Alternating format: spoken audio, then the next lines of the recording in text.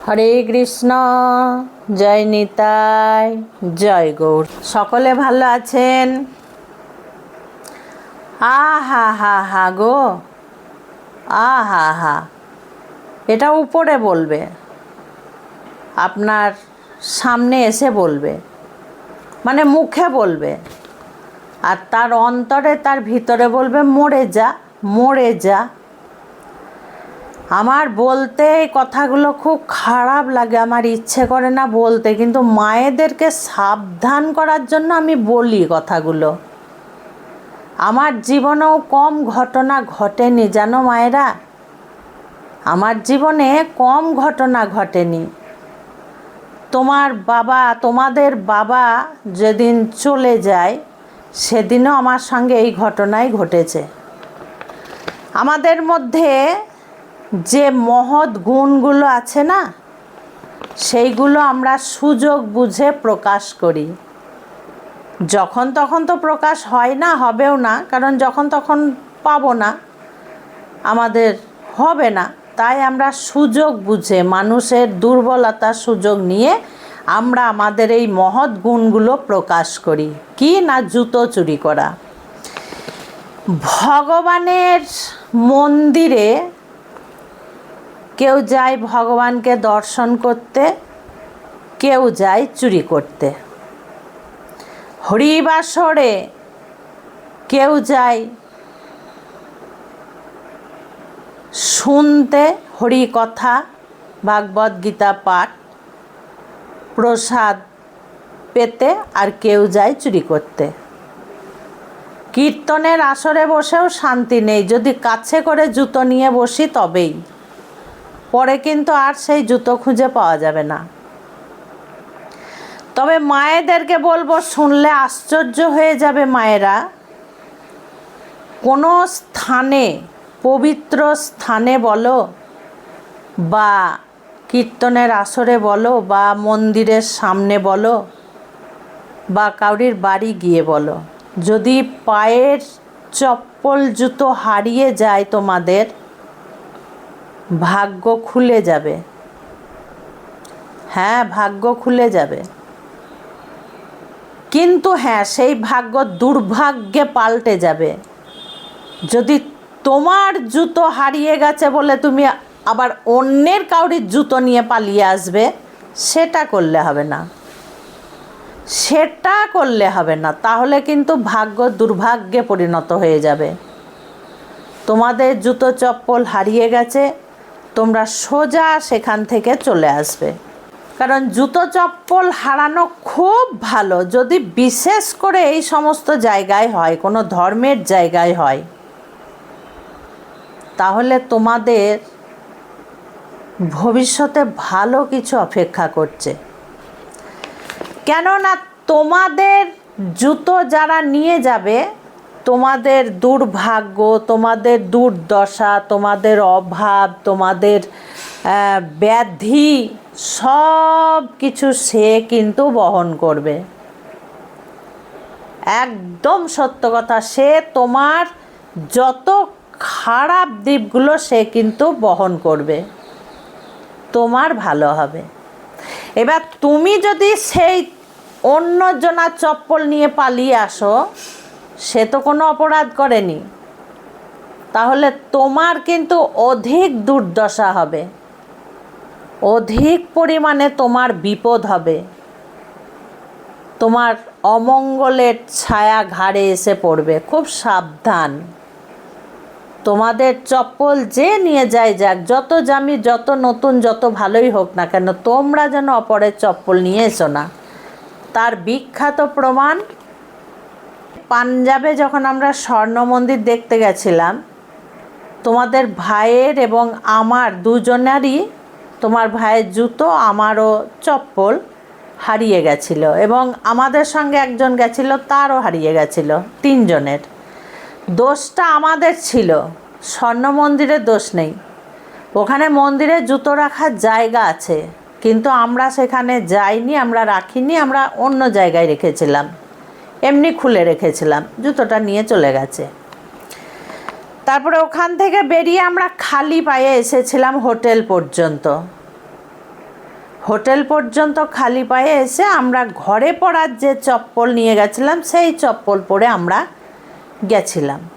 তারপরে পাঞ্জাব থেকে আমরা একটা রাত বাসে করে দিল্লিতে এসে নামলাম। তো দিল্লিতে তখন তোমার ভাইও সব জানে, কি যেন নাম করা ব্র্যান্ডের জুতো তোমার ভাই নিল, আমিও নিলাম, কিন্তু খুব অল্প দামে, যেটা পাওয়া যায় না, যেটা অসম্ভব, মানে আমাদের এদিকে ওই দামে পাওয়া যাবে না। খুব সস্তায় খুব অল্প দামে বিরাট ব্র্যান্ডের জুতো আমরা নিয়েছিলাম। তো যাই হোক, আমরা কিন্তু নিইনি। তো আমাদের সঙ্গে যে আর একটা মেয়ে গেছিল, বলতে খুব খারাপ লাগছে, সে অন্যের জুতো পরে চলে এসেছিল আমার চোখের সামনে।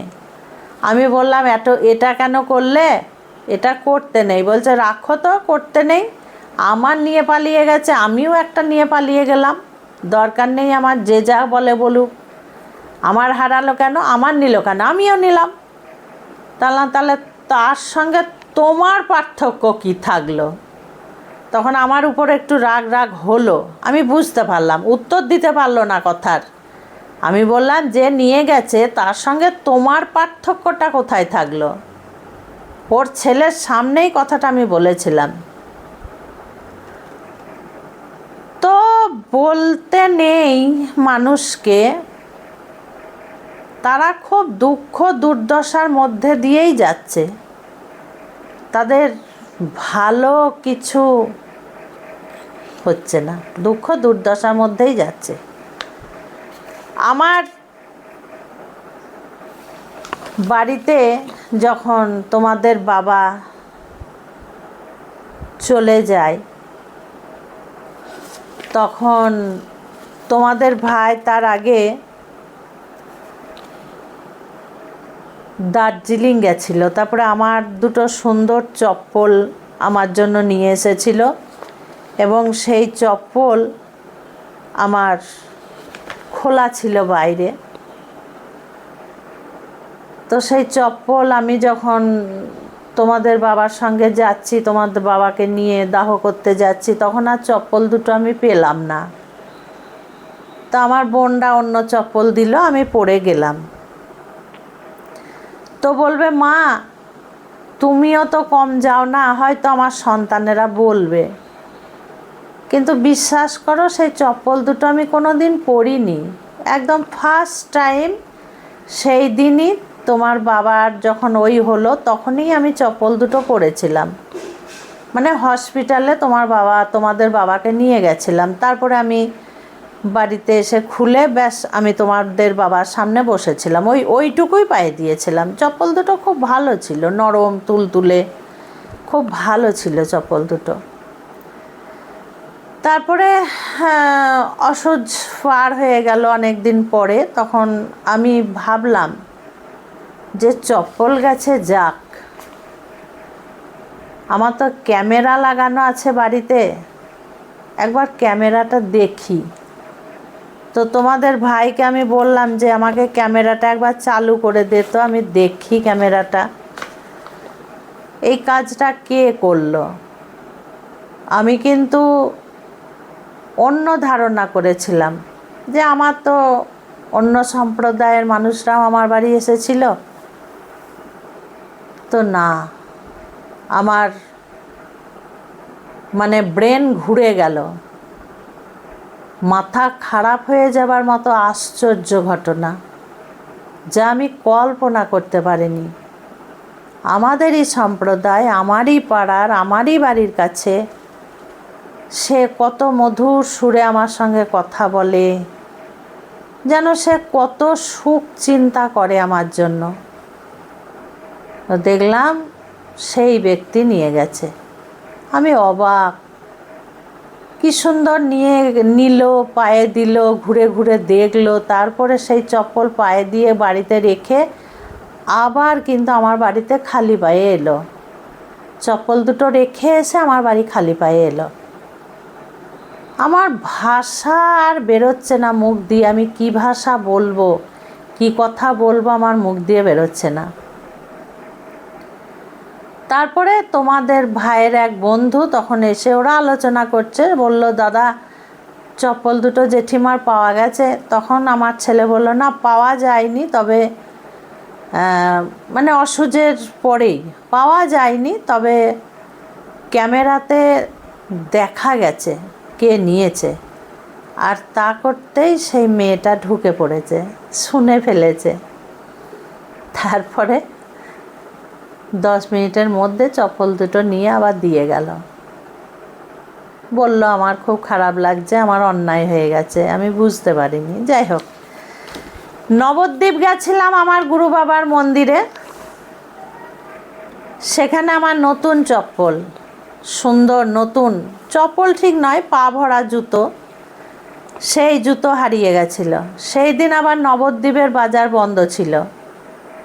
কিন্তু আমার চপ্পল যখন আমি খুঁজে পেলাম না, তখন দেখলাম অনেক সেখানে জুতো চপ্পল আছে, ভালো ভালো নতুন নতুন, আমি তাকিয়েও দেখিনি।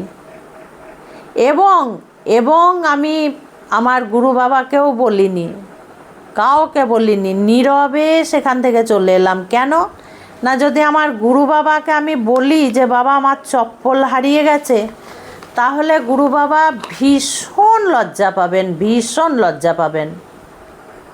আর বাবা আমাকে ভীষণ ভালোবাসেন, কাজেই আমি সেখানে বাবাকে বলিনি, আমি চুপচাপ সেখান থেকে বেরিয়ে চলে এলাম।